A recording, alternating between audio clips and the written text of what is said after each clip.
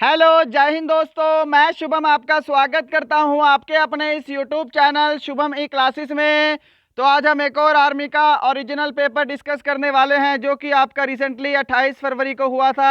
आप सभी को पता है जीडी के एग्जाम कैंसिल हो गए थे पूरे ऑल इंडिया लेवल पर, और ट्रेडमैन, टेक्निकल और क्लर्क के एग्जाम हुए थे। तो आज हमारा जो ट्रेडमैन का पेपर है वो है हमारा आर्मर्ड कॉर्प्स का, और ये हमारा 10th लेवल का पेपर है।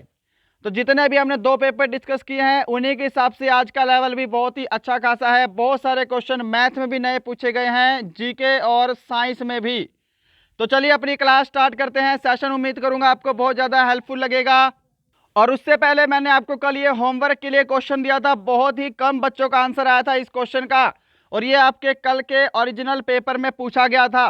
तो पहले इसको सॉल्यूशन करते हैं, और एक या दो क्वेश्चन मेरे से लास्ट की एक दो वीडियो में गलत हुए हैं उसको भी हम पहले सुधार लेते हैं। ओके, तो यहाँ पर आपसे पूछा गया था कि फॉरगेट शब्द में कितने अक्षर हैं जो कि अपने स्थान में ही रहते हैं यदि उन अक्षरों को अंग्रेजी क्रम में बाएं से दाहिने तरफ व्यवस्थित किया जा सके। तो देखो, फटाफट से सॉल्यूशन करेंगे, आपका सिर्फ 1 से 2 मिनट लूंगा, उसके बाद हम ओरिजिनल पेपर पे चलेंगे।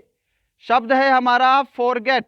ओके, अब अंग्रेजी वर्णमाला में इसको व्यक्त करना है तो सबसे पहले हमारा ई आएगा, फिर हमारा एफ आएगा, फिर हमारा जी आएगा, ठीक है, फिर हमारा ओ आएगा, फिर आर आएगा, फिर हमारा टी आएगा। ये बन गया अंग्रेजी वर्णमाला के अनुसार जैसे हमारे इंग्लिश के अल्फ़ाबेट आते हैं। तो हम देख रहे हैं कि इनमें से कोई भी अक्षर ऐसा नहीं है जो कि अपने सेम पोजीशन में है, सिर्फ और सिर्फ टी को छोड़ के। तो यहाँ पे ऑप्शन डी आपका करेक्ट आंसर होगा। सिर्फ एक ही अल्फ़ाबेट ऐसा है जो कि अपनी पोजीशन पर है, राइट। अच्छा, अब यहाँ पर देखो, एक ये वाला कल क्वेश्चन है, एक स्टूडेंट ने कमेंट किया कि ये वाला क्वेश्चन गलत हो गया है। तो देखो, इसकी अगर हिंदी लैंग्वेज की बात करेंगे तो क्वेश्चन दूसरा है, और इंग्लिश लैंग्वेज में ये क्वेश्चन दूसरा है। ओरिजिनल पेपर चेक किया तो उसके अंदर भी ये मिस्टेक है। ओके, हिंदी लैंग्वेज के अनुसार इसका आंसर 210 आएगा जैसा मैंने आपको बताया है। और यदि हम इंग्लिश लैंग्वेज को प्रीफर करेंगे तो यहाँ पर बोला है कि which figure when reduced by 1/3 will fetch you 70, कि किसी संख्या का 1/3 घटाने पर वह 70 होता है तो वह संख्या क्या है। ठीक है, फटाफट से सॉल्यूशन करते हैं। देखो, यदि मैं उस संख्या को x मान लूं, राइट, तो x का हमको 1/3 घटाने पर हमको वह संख्या 70 प्राप्त हो रही है, तो हमको x का मान निकालना है। तो यहाँ पे करेंगे, यहाँ पे बनेगा 2x, सॉरी, यहाँ पे आपका बनेगा 3x, ये -1 हो जाएगा, तो यहाँ पे 2x/3, और ये बराबर कितना हो गया, 70 के हो गया। तो यहाँ से 2x बराबर कितना हो जाएगा, 210 हो जाएगा, और x का मान कितना आ जाएगा, 2 एकम 2, 0, 2 पंजे 10, 105। ऑप्शन डी आपका करेक्ट आंसर होगा। अब जितने भी हिंदी मीडियम वाले स्टूडेंट एग्जाम में बैठे थे उनको ये क्वेश्चन मुश्किल ही समझ में आया होगा, क्योंकि लैंग्वेज इसकी कुछ अलग है हिंदी में, और इंग्लिश में कुछ अलग है, राइट। अब एक ये लास्ट क्वेश्चन है जो कि मुझसे कल वाकई में गलत हो गया था, मैंने इसका सॉल्यूशन नहीं किया था। कमेंट बॉक्स मेरा कल की वीडियो से भरा पड़ा है कि ये वाला क्वेश्चन रॉन्ग हो गया है, ठीक है। तो इसके लिए मैं माफ़ी चाहूँगा, कभी कभी गलती हो जाती है, इंसान की प्रकृति ही ऐसी है कि ना चाहते हुए भी गलती हो जाती है। जिन टीचर को 10-10 साल का एक्सपीरियंस है उनसे भी गलती हो जाती है, तो हमारी तो अभी शुरुआत है, ओनली 2 ईयर्स का एक्सपीरियंस है। तो इस गलती को सुधारते हैं। पहले इसका आंसर देखेंगे यहाँ पे क्या होगा। तो यहाँ पे मैंने ए आंसर बताया था जो कि गलत है। ऑप्शन आपका यहाँ पे कौन सा होगा, डी आंसर होगा। देखो, 3 कौन से नंबर पे है, 3 का कोड क्या है हमारा, क्यू है, ऐसे आपको छांटना है। 9 का कोड हमारा यहाँ पे एल है, 6 का कोड हमारा यहाँ पे पी है, 8 का कोड हम देखेंगे तो यहाँ पे एन होगा। ओके, 2 का कोड क्या है हमारा यहाँ पे एम है, और 4 का कोड जो होगा वो होगा हमारा एफ। तो यहाँ पे ऑप्शन आपका डी करेक्ट आंसर होगा। समझ गए। चलिए अब बढ़ते हैं नेक्स्ट पे अपने ओरिजिनल पेपर की तरफ।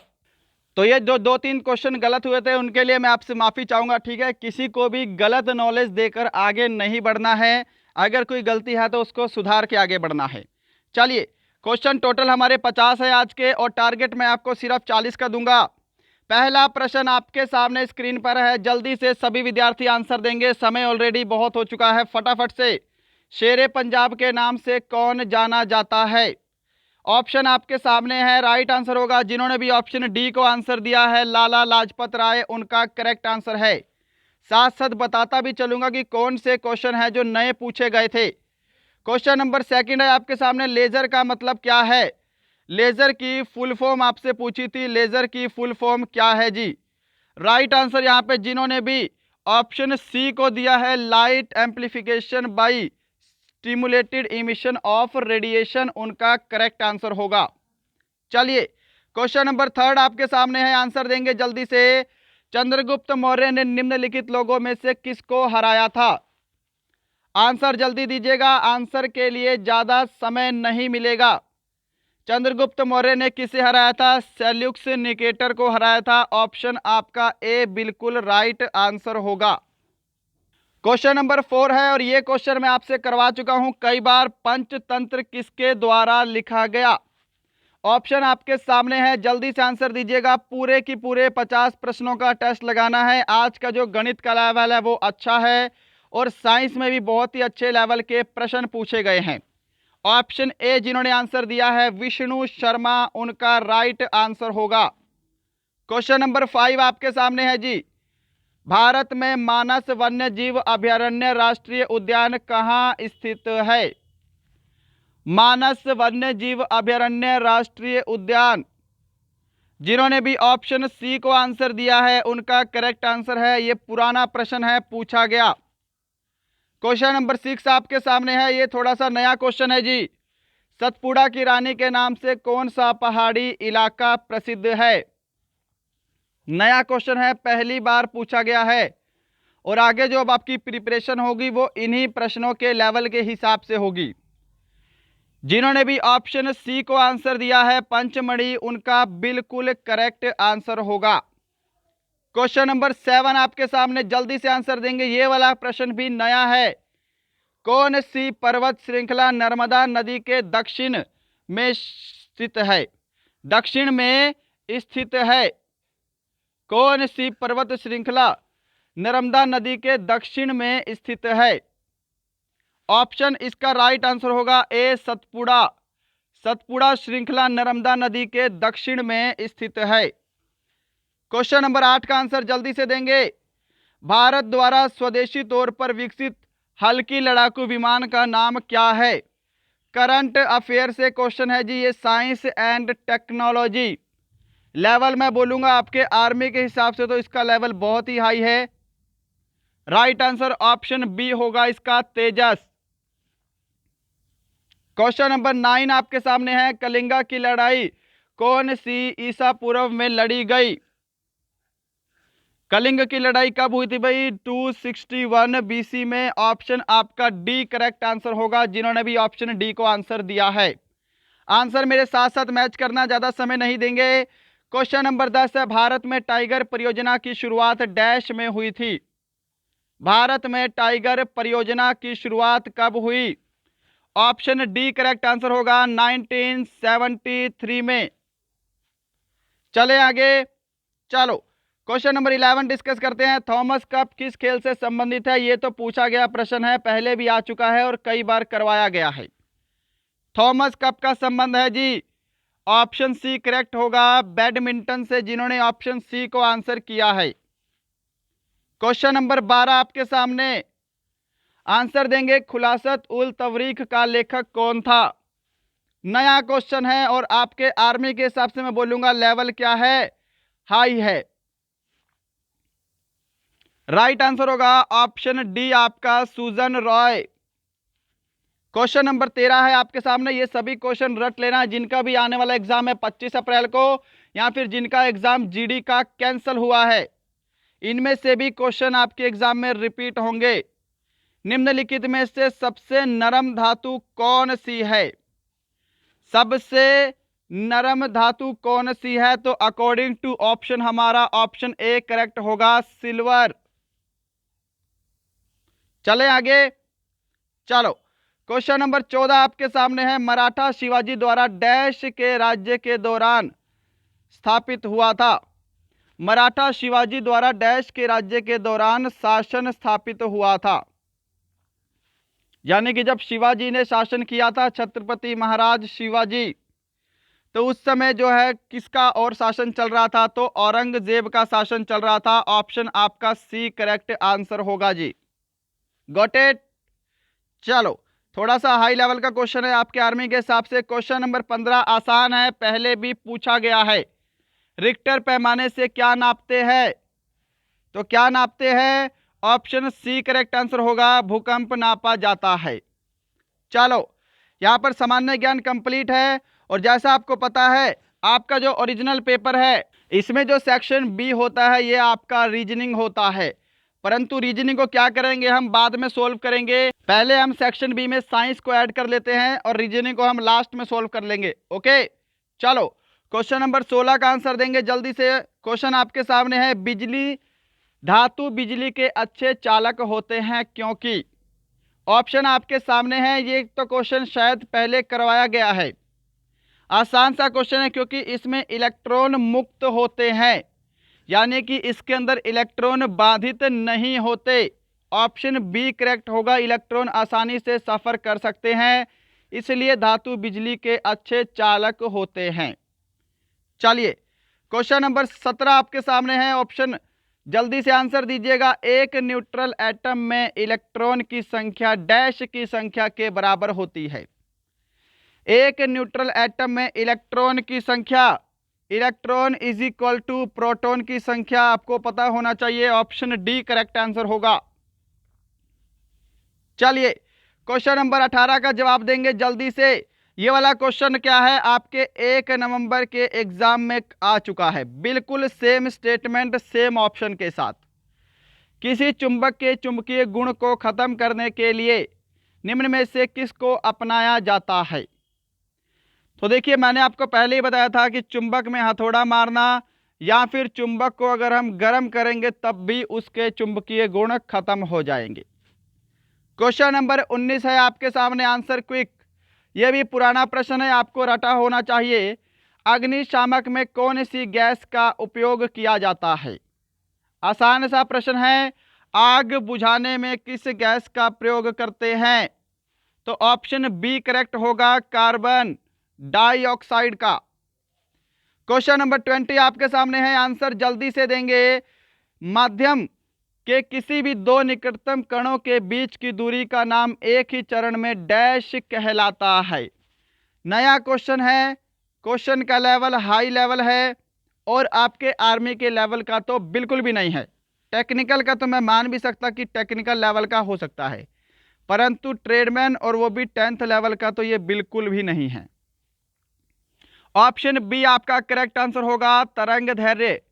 और ये जितने भी प्रश्न हैं ये मोस्टली आपके एसएससी के एमटीएस के रिलेटेड क्वेश्चन हैं। ओके, तो अब जो हमारी तैयारी होगी वो इसी लेवल पे होगी। आपका 2021 में एग्जाम का लेवल बढ़ाया है, अगर जीडी का एग्जाम होता तो शायद इससे भी टफ होता या फिर आसान भी हो सकता था। क्वेश्चन नंबर 21 का आंसर देंगे। एक मनुष्य दृष्टि वैषम्य से ग्रसित है, वह डैश देखने में सक्षम नहीं है। तो देखिए, एस्टिग्मेटिज्म की बीमारी में क्या होता है कि व्यक्ति को जो वस्तुएं हैं वो धुंधली दिखाई देती हैं। हमें तो इतना पता है जी कि जो व्यक्ति है उसको वस्तुएं, कोई भी चीज धुंधली दिखाई देती है, साफ दिखाई नहीं देती। तो मेरे हिसाब से इसका आंसर ऑप्शन डी होना चाहिए। I am not very sure, but option D इसका करेक्ट आंसर होगा, क्योंकि पास की वस्तुएं और दूर की वस्तुएं क्या होता है, निकट दृष्टि दोष और दूर दृष्टि दोष। इसमें भी ये सिम्टम होते हैं कि इसमें भी पास की वस्तुएं नहीं दिखाई देती, परंतु पास की वस्तुएं धुंधली दिखाई देती हैं, दूर की वस्तुएं भी धुंधली दिखाई देती हैं, है ना। तो हम बोल सकते हैं कि ऑप्शन डी इसका करेक्ट आंसर होगा, साफ दृष्टि, but I am not very sure. Right. चलिए क्वेश्चन नंबर 22 आपके सामने है। जब वर्षा के पानी का पीएच मान डैश से कम हो जाता है तो वह अम्ल वर्षा कहलाती है। आंसर देंगे। तो देखिए यहां पर आपका आंसर होगा 5.6। जब वर्षा के पानी का पीएच मान 5.6 से कम हो जाता है तो वो अम्ल वर्षा कहलाती है। ठीक है, तो अकॉर्डिंग टू ऑप्शन हमारा ए आंसर होगा, ऑप्शन ए 5। अम्ल वर्षा क्या होती है? SO2 प्लस NO2 का मिश्रण होता है, SO2 प्लस NO2। ओके, चलो नेक्स्ट है क्वेश्चन नंबर 23 आपके सामने है। किसी वस्तु की उछाल निर्भर करती है, किस पर निर्भर करती है जी? ऑप्शन आपके सामने है। थोड़ा स्पीड में करवा रहा हूं बट कोई बात नहीं। किसी वस्तु की उछाल निर्भर करती है उस वस्तु के द्वारा विस्थापित तरल का द्रव्यमान से, the mass of liquid displaced by that object. ध्यान रहेगा। चलो नेक्स्ट है क्वेश्चन नंबर 24 आपके सामने आंसर देंगे। पहले पूछा गया प्रश्न है 1 नवंबर के एग्जाम में, और ये तो वैसे भी पता होना चाहिए कि किसी रोग के प्रति हमारे शरीर की प्रतिरोधकता को डैश कहते हैं। क्या आंसर करोगे? ऑप्शन ए आंसर करोगे, प्रतिरक्षा। Got it. चलो 25 नंबर है, नवजात शिशु की नब्ज दर डैश प्रति मिनट है। देखो आपसे बोला है नवजात शिशु की पल्स रेट कितनी होती है। आंसर ध्यान से देना। ऑप्शन सी करेक्ट आंसर होगा, 120 और से 160 पल्स रेट बोला है आपसे, ये ध्यान रखिएगा, वो भी न्यू बॉर्न बेबी की। क्वेश्चन नंबर आपके सामने है 26। आंसर देंगे एक प्रकाश वर्ष। एक प्रकाश वर्ष का मान बताना है आपको। तो यहां पे जो राइट आंसर होगा ऑप्शन बी होगा, 9.461 इंटू 10⁻15 मीटर्स। और अगर यहां पे आपको 12 दे दिया तो यहां पे मीटर की जगह क्या देगा आपको, किलोमीटर देगा, वो ध्यान रखना। ठीक है, ऐसे होगा। चलो नेक्स्ट है क्वेश्चन नंबर 27 आपके सामने। भौतिक विज्ञान के अनुसार निम्नलिखित में से सबसे अधिक लचीला कौन सा पदार्थ है। अब यहां पे 90% बच्चे जिन्होंने आंसर नहीं पढ़ा, ये क्वेश्चन नहीं पढ़ा, वो रबड़ को करेंगे मुझे पता है, परंतु ध्यान रखना कि अकॉर्डिंग टू फिजिक्स आपकी सबसे लचीली धातु होती है स्टील। सबसे अधिक तन्यता स्टील की होती है। ऑप्शन आपका डी करेक्ट आंसर होगा। ठीक है, रबड़ मत करना, ऑप्शन डी करेक्ट आंसर होगा आपका अकॉर्डिंग टू फिजिक्स। चलो क्वेश्चन नंबर 28 है, जीवाश्म ईंधन किससे बनते हैं। सिंपल सा प्रश्न है, आप ऑप्शन देख के भी आसानी से समझ जाओगे आपको आंसर क्या करना है। जीवाश्म ईंधन बनते हैं पौधों और जानवरों के विघटन के कारण। क्वेश्चन नंबर 29 है, इंसान के कान के लिए कितने डेसिबल ध्वनि दर्दनाक है। बहुत ही डीपली क्वेश्चन पूछा गया अगर आप ध्यान से देखोगे तो। और देखो जिन्होंने अभी तक लाइक नहीं किया, लाइक जरूर कीजिएगा। अभी के अभी जितने विद्यार्थी देख रहे हैं, जिन्होंने अभी तक हमारा ये चैनल शेयर नहीं किया, शेयर जरूर करेंगे अपने किसी भी फ्रेंड को जो आर्मी की तैयारी कर रहा है। और यदि आपको लगता है हमारा चैनल आपके लिए हेल्पफुल है तो सब्सक्राइब करने के बाद बेल आइकन जरूर दबाएंगे। तो देखो यहाँ पे राइट आंसर होगा आपका ऑप्शन सी 130। 30 क्या होता है, खुसफुसाहट वाली ध्वनि होती है। 30 डेसिबल खुसफुसाहट वाली ध्वनि। यदि हम बात करेंगे 60 डेसिबल की तो ध्यान रखिएगा ये होता है नॉर्मल बातचीत जब हम करते हैं उसकी। और जो 90 ध्वनि होती है 90 डेसिबल, ये क्या है, ये हमको थोड़ी सी अनकंफर्टेबल फील कराती है यदि हम इसको कंटिन्यू सुनते रहेंगे। ठीक है, जैसे मोटरसाइकिल की आवाज़ होगी वो 90 डेसिबल तक होती है।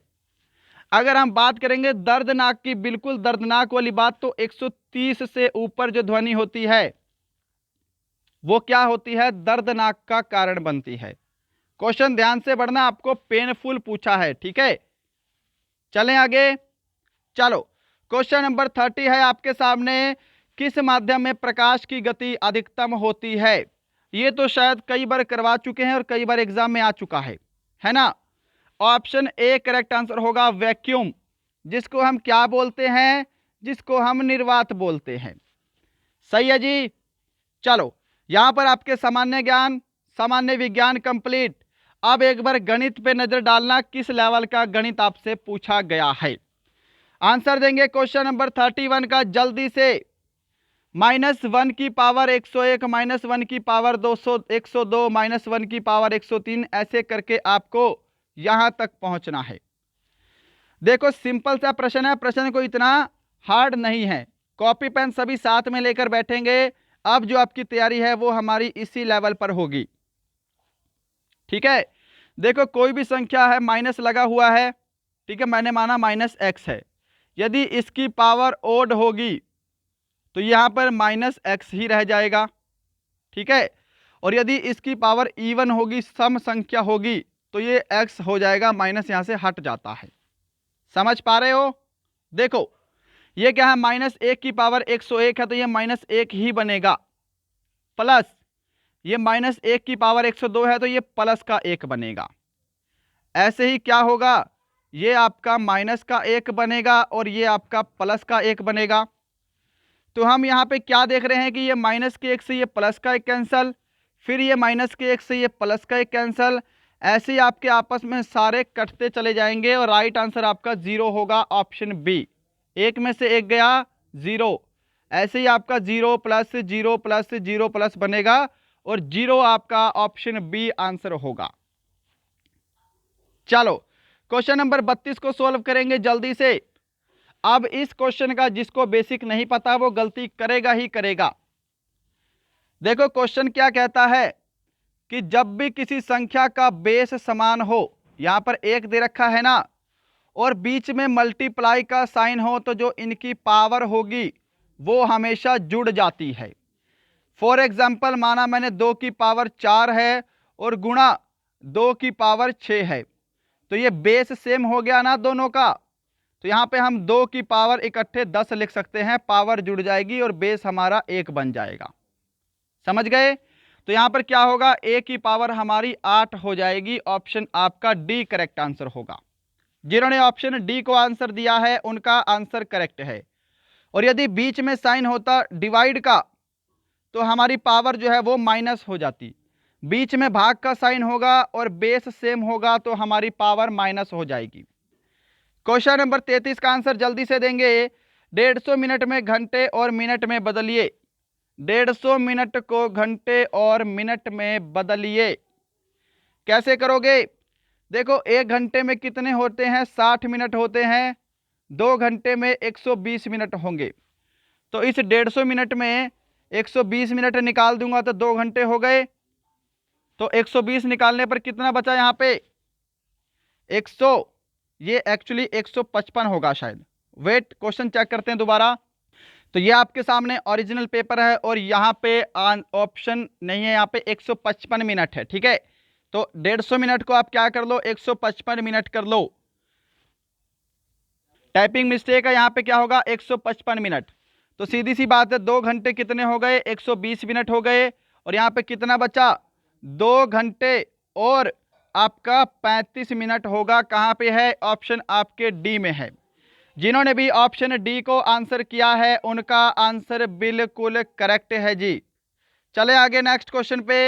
नेक्स्ट क्वेश्चन है क्वेश्चन नंबर आपके सामने 34, जल्दी से आंसर देंगे। सिंपल सा प्रश्न है, 20 मूल्यों का औसत 18 है। यदि प्रत्येक मूल्य में से 3 घटा दिया जाए तो नया औसत क्या होगा? तो देखो 20 को यदि मैं 18 से गुणा कर दूं तो यहाँ पे 20 संख्याओं का टोटल कितना हो जाएगा, 360 हो जाएगा। समझ गए? कह रहा है कि प्रत्येक में से हमको 3 घटाना है, यानी कि टोटल संख्याएं कितनी हैं, 20 हैं। 20 में से हम क्या करेंगे, अगर 3 घटा देंगे 20 में से तो कितना घटाना पड़ेगा, 60 घटाना पड़ेगा। तो टोटल 360 है, इसमें से हमने क्या कर दिया, 60 माइनस कर दिया, तो अब टोटल संख्याएं कितनी हो गई, 300 हो गई। नया औसत बताना है, संख्याओं का टोटल 300, टोटल संख्या कितनी है, 20 है। तो कैंसिल करेंगे तो कितना आएगा औसत, यहां से 15 आ जाएगा। ऑप्शन ए आपका करेक्ट आंसर होगा। जिन्होंने भी ऑप्शन ए को आंसर दिया है उनका आंसर बिल्कुल राइट है। चलो नेक्स्ट क्वेश्चन में डिस्कस करते हैं। क्वेश्चन नंबर आपके सामने 35 है, आंसर जल्दी से देंगे। एक पहिए की त्रिज्या 24.5 सेमी है तो उसकी पहिए की परिधि ज्ञात करो। पहिया क्या होता है, एक वृत्त होता है और वृत्त की परिधि होती है 2 पाई आर। फॉर्मूला पुट करेंगे, 2 गुणा पाई का मान 22/7 गुणा आर कितनी दे रखी है, 24.5, तो इसका नीचे मैंने पॉइंट हटा के 10 लिख लिया। अब देखो जी यहाँ पे क्या करेंगे, 2 से कैंसिल करते हैं, 2 एकम 2, 2 पंजे 10, फिर 5 से कैंसिल करेंगे, 5 चौके 20, 5 निम 45, 7 से कैंसिल हो गया, 7 7 49, और 22 को हम 7 से गुणा करें, कितना आएगा? 7 दूनी 14 का 4 हासिल 1, यहाँ पे 154। ऑप्शन आपका डी करेक्ट आंसर होगा। मैं उम्मीद करूंगा आप साथ के साथ टेस्ट भी लगा रहे होंगे।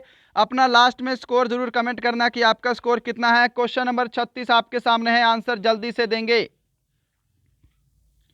क्वेश्चन नंबर 36 जल्दी से आंसर देंगे। देखो नया लेवल है, ये भी नए टाइप का क्वेश्चन है आपका, बिल्कुल नया क्वेश्चन पूछा है। एक हवेली में 8 खाली जगह है, प्रत्येक में हाँ या ना भरना है, तो बताइए इसे कितनी तरह से हल किया जा सकता है। ठीक है, एक में 8 खाली जगह है, तो यहां पर देखो जी, हाँ या ना क्या है? 2 ऑप्शन है टोटल। खाली जगह कितनी है? 8 है, तो 2 की पावर आपको 8 करनी है। जिन्होंने ये क्वेश्चन पहले नहीं किया वो इसको शायद ना सॉल्व कर पाए। ओके, तो यहां पे कितना आंसर आएगा आपका? 256 आएगा। ऑप्शन आपका ए करेक्ट आंसर होगा। ऑप्शन ए जिन्होंने आंसर दिया है उनका आंसर बिल्कुल करेक्ट है। इस क्वेश्चन को आप अच्छे से रट्टा मार लेना, इसी टाइप का क्वेश्चन आपके पास दोबारा से रिपीट हो सकता है। चलो क्वेश्चन नंबर 37 का आंसर जल्दी से देंगे। सिंपल सा प्रश्न है जी ये तो। एक कार 10 मीटर की दूरी 1 सेकंड में तय करती है, तो कार की गति किलोमीटर प्रति घंटे में ज्ञात करो। तो देखो हमको स्पीड ज्ञात करनी है। स्पीड क्या होती है? डिस्टेंस अपॉन टाइम होती है। डिस्टेंस 10 मीटर है, समय है 1 सेकंड, तो स्पीड कितनी आ गई हमारी? 10 मीटर प्रति सेकंड। हमको किलोमीटर प्रति घंटे में ज्ञात करना है, तो डायरेक्ट करेंगे कि स्पीड 10 मीटर प्रति सेकंड है, मीटर प्रति सेकंड को किलोमीटर प्रति घंटे में बदलने के लिए 18/5 से गुणा करते हैं, तो 5 दूनी 10 और 18 दूनी 36 आपका राइट आंसर होगा। राइट आंसर क्या होगा आपका? 36 होगा, जो कि आपका ऑप्शन नीचे चला गया है। ठीक है, ऑप्शन डी आपका करेक्ट आंसर होगा। चलो क्वेश्चन नंबर 38 सोल्व करेंगे, और ये वाला क्वेश्चन आपके एग्जाम में रिपीटेड है 1 नवंबर को। बिल्कुल सेम स्टेटमेंट और बिल्कुल सेम ऑप्शन। देखो पहले अंदर की ब्रैकेट सोल्व होगी। 16 और 6 20, 20 में से 5 गए 15, और 15 को 2 से गुणा करेंगे तो कितना आएगा? 30 आएगा। ऑप्शन सी करेक्ट आंसर होगा। क्वेश्चन नंबर 39 आपके सामने स्क्रीन पर है, जल्दी से आंसर देंगे। इसको आप 2 तरीके से सोल्व कर सकते हो। आपको क्या बोला है? x प्लस 3, ओके, और x माइनस 3 का गुणनफल। इसको आप गुणा करके भी सोल्व कर सकते हो। अगर मैं गुणा करके बताऊं आपको, तो पहले x इन दोनों से गुणा होगा, फिर -3 इन दोनों से गुणा होगा। देखो x को गुणा करेंगे तो कितना आएगा? x square plus 3x, okay. फिर ये -3 को अगर हम x से गुणा करेंगे तो -3x, यहाँ पे कितना होगा? -9 हो जाएगा। तो -3x से प्लस का 3x कैंसिल हो गया, x स्क्वायर का मान 9 आएगा। ऑप्शन आपका सी करेक्ट आंसर होगा। एक और फॉर्मूला है आपको, देखो ये क्या है? ये a प्लस बी है, और ये आपका a माइनस बी हो रहा है। इसका सूत्र होता है a square minus B square का सूत्र होता है ये। तो आप डायरेक्ट भी कर सकते हो, एक्स स्क्वायर -9, आप डायरेक्ट भी आंसर इसका निकाल सकते हो। ओके, चलो क्वेश्चन नंबर 40 आपके सामने है, आंसर जल्दी से देंगे। सिंपल सा प्रश्न है जी। 12 सेंटीमीटर किनारे वाली लकड़ी के बॉक्स का सतह क्षेत्र क्या होगा जिसका आकार एक घन है? अब किसी घन का पृष्ठ क्षेत्रफल क्या होता है? 6a स्क्वायर होता है, यही होता है ना। देखो करते हैं फिर 6 गुणा a कितना दे रखा है? 12 दे रखा है, तो हम 12 गुणा 12 कर लेते हैं। 12 का स्क्वायर कितना होता है? 144 होता है, और 144 को फिर 6 से गुणा कर दो। 6 चौके 24 का 4 हासिल 2, 6 चौके 24 और 2 कितने होते हैं? 26 का 6 हासिल 2, 6 कम 6 और 2 8, 864 होगा। कहाँ पे है? ऑप्शन आपका सी करेक्ट आंसर होगा। सभी को समझ में आ रहा है ना? चलो क्वेश्चन नंबर 41 डिस्कस करते हैं जल्दी से। इसका आंसर देंगे। ये क्वेश्चन थोड़े से अच्छे लेवल का है। जो इंग्लिश मीडियम वाले हैं वो यहाँ से क्वेश्चन को पढ़ेंगे। अगर आपको समय चाहिए तो आप वीडियो को रोक सकते हैं।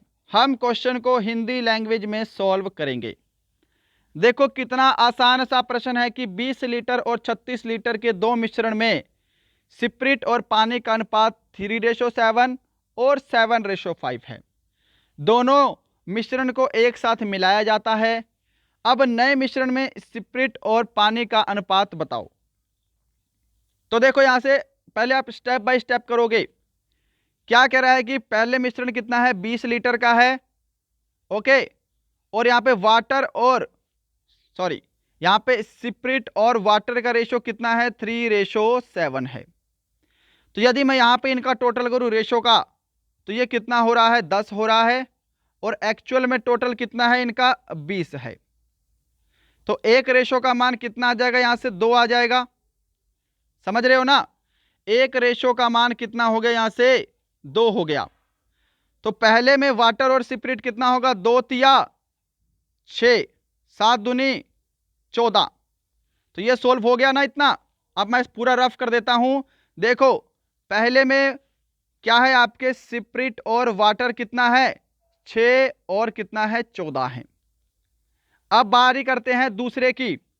दूसरे में टोटल क्वांटिटी कितनी है, 36 है, और रेशो कितना दे रखा है, 7:5 दे रखा है। इनका टोटल करेंगे कितना हो गया, 12 हो गया। और यहां पे एक्चुअल में टोटल कितना है, 36 है।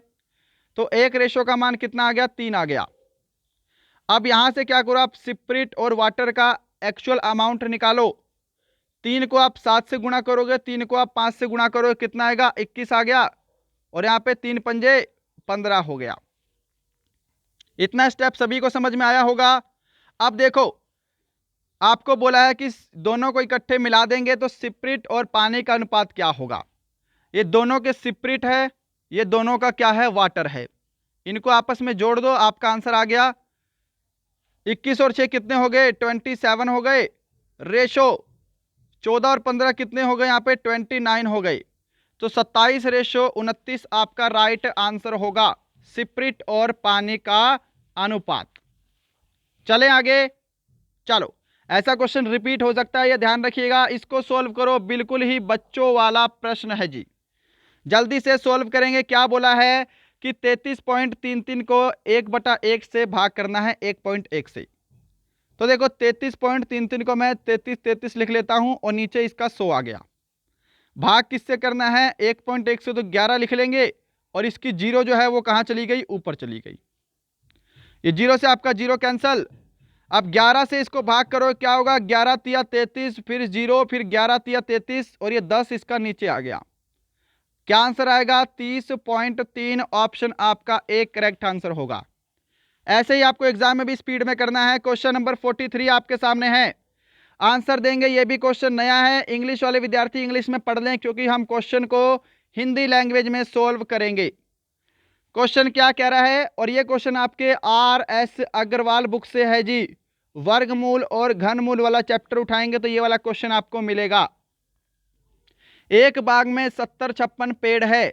यदि कुल पंक्तियों की संख्या एक पंक्ति में लगे पेड़ों की संख्या के बराबर है तो कुल पंक्तियों की संख्या ज्ञात करें। ऐसा प्रश्न आपको दिखाई देगा एग्जाम में, तो सीधा क्या करना है, अंडर रूट कर देना है 70-56 को। मैं डायरेक्ट ही करूंगा। 84 आपका ऑप्शन ए करेक्ट आंसर होगा। राइट आंसर आपका क्या होगा, यहां पे 84 होगा जी। चले आगे। चलो, क्वेश्चन नंबर आपके सामने 44 है। और देखो इस क्वेश्चन में मुझे एक्चुअल में कुछ प्रॉब्लम लग रही है, क्योंकि इस क्वेश्चन में मैंने साम दाम दंड भेद सब कुछ लगा लिया है। ये क्वेश्चन सोल्व नहीं हो रहा है, इसका आंसर कुछ और ही आ रहा है सोल्व करने पर। तो अगर आप इस क्वेश्चन को सोल्व कर सकते हो तो कमेंट बॉक्स में ज़रूर बताना, और इसका सॉल्यूशन भी करना अच्छे से, ठीक है। एक्स का मान मैंने -3 भी रख के देखा है, तब भी ये हमारी वैल्यू सेटिस्फाई नहीं कर रही, के का मान नहीं आ रहा है। ओके, और ऑप्शन भी उठा के पुट किए हैं, तब भी कोई भी हल नहीं निकल रहा है। आपको एक बार मैं ओरिजिनल क्वेश्चन भी दिखा देता हूं किस टाइप से है ये है जी आपके सामने क्वेश्चन नंबर 49। यहाँ पे एक्स की क्यूब -7x² -7kx + 9 को हमको क्या करना है, इसका एक कारक x + 3 है तो k का मान निकालना है। ओके, तो इसको चाहे आप होमवर्क का काम मान लो या चाहे कुछ और मान लो, इसको मुझे सोल्व करके कमेंट बॉक्स में आंसर दो। मुझे तो इसका आंसर कोई और आ रहा है, या तो क्वेश्चन में गड़बड़ है या फिर मुझसे सोल्व नहीं हो रहा है, टू बी ऑनेस्ट। चले, क्वेश्चन नंबर 45 है आपके सामने, और ये गणित का लास्ट क्वेश्चन है। सिंपल सा प्रश्न है, आंसर जल्दी से देंगे। स्मिता 25 टोकरी 35 दिन में बुनती है तो 110 टोकरियां कितने दिन लगेंगे बुनाने में। देखो 25 टोकरी कितने दिन में बनाती है, 35 दिन में। 110 टोकरी कितने दिन में बनाएगी, यही तो निकालना है। क्रॉस मल्टीप्लाई कर दो, आंसर आ जाएगा 110 गुणा 35, भाग किससे करेंगे, 25 गुणा x से भाग कर दो तो कितना आएगा, 5 से कैंसिल करेंगे, पचू पंजे 25, पंजू सत्ते 35, फिर 5 से कैंसिल करूंगा 22 आ गया यहां से, तो यहां पे 154 आपका ऑप्शन डी करेक्ट आंसर होगा।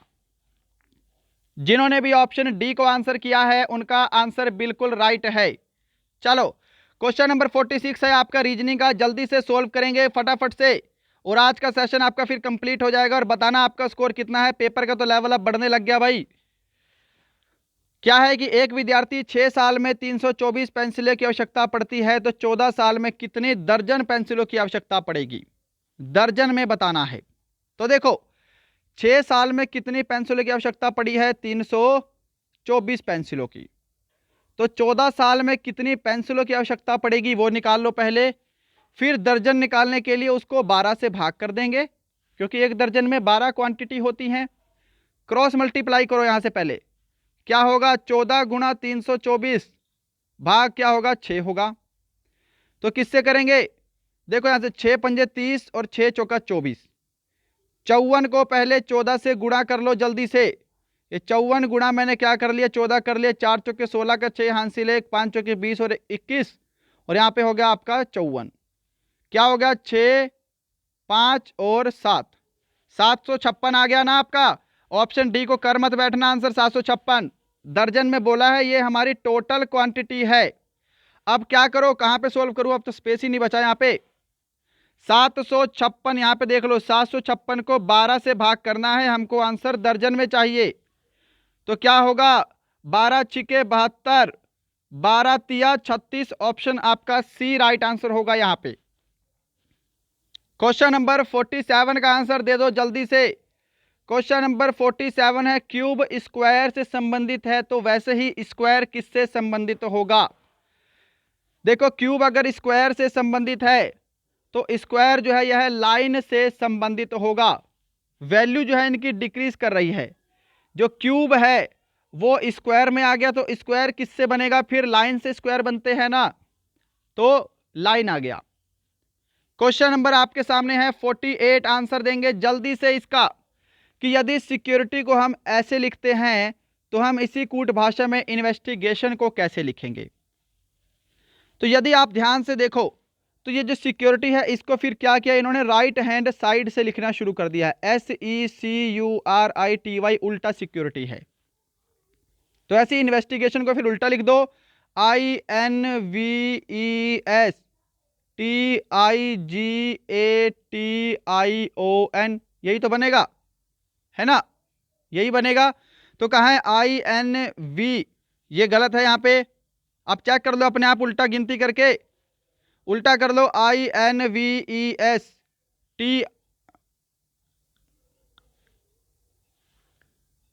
यहां पर क्या हो रहा है, कोई भी ऑप्शन ही मैच ही नहीं कर रहा, ऑप्शन ही गलत हो गया लग रहा। ठीक है, खैर आपको आंसर तो पता लग गया हमारा लॉजिक क्या लग रहा है। इन्वेस्टिगेशन को आपको बस उल्टा लिखना है राइट हैंड साइड से। ठीक है, राइट हैंड साइड से लिखेंगे आपका आंसर आ जाएगा।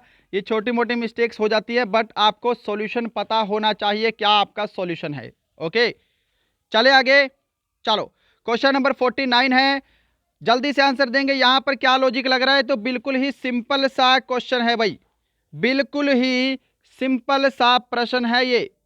क्या है, ये सभी के सभी 11 के मल्टीपल हैं इसको छोड़ के। ठीक है, किसको छोड़ के, ये 11 दूनी 22, 11 तिया 33, 11 छिक 66, 11 निमे 99, ये 11 का स्क्वायर। और देखो ये क्या है, 11 दूनी 22 और ये आपका 11 का मल्टीपल नहीं है। ये चेक कर लो, 11 पंजे 55, 11 चौक 44, ये भी 11 का मल्टीपल है। तो ऑप्शन आपका सी करेक्ट आंसर होगा, राइट आपका आंसर है ना। चलो क्वेश्चन नंबर 50 है और आज का लास्ट क्वेश्चन है। इस बार देखो आपके एग्जाम में ना ब्लड रिलेशन का क्वेश्चन आया है ना आपका डायरेक्शन का क्वेश्चन आया है। अभी तक मैंने 3 पेपर सोल्व कराए हैं आपको, समझ रहे हो। यहां पे क्या लॉजिक है, बी के बाद सी छोड़ के डी, ई छोड़ के एफ, जी छोड़ के एच आएगा। MNO यहाँ पे P आ जाएगा। ठीक है, देखो VWX तो UVWX HPU ऑप्शन आपका बी करेक्ट आंसर होगा। जिन्होंने भी ऑप्शन बी को आंसर दिया है उनका आंसर बिल्कुल राइट है। तो दोस्तों ये थे आपके पूरे 50 प्रश्नों का ओरिजिनल पेपर। मैं उम्मीद करूंगा सेशन आपको हेल्पफुल लगा होगा। बताना आपका ईमानदारी से कितना स्कोर हुआ है आज के ओरिजिनल पेपर में। अभी हमारे पास 3-4 ओरिजिनल पेपर और है तो वो भी हम डे बाय डे डिस्कस करेंगे। उसके बाद हम नया बैच स्टार्ट करेंगे बिल्कुल आपके लेटेस्ट पैटर्न के अकॉर्डिंग, इसी लेवल के प्रश्न। ओके, तो मिलते हैं कल किसी और अच्छे टॉपिक के साथ। तब तक के लिए जय हिंद, जय भारत।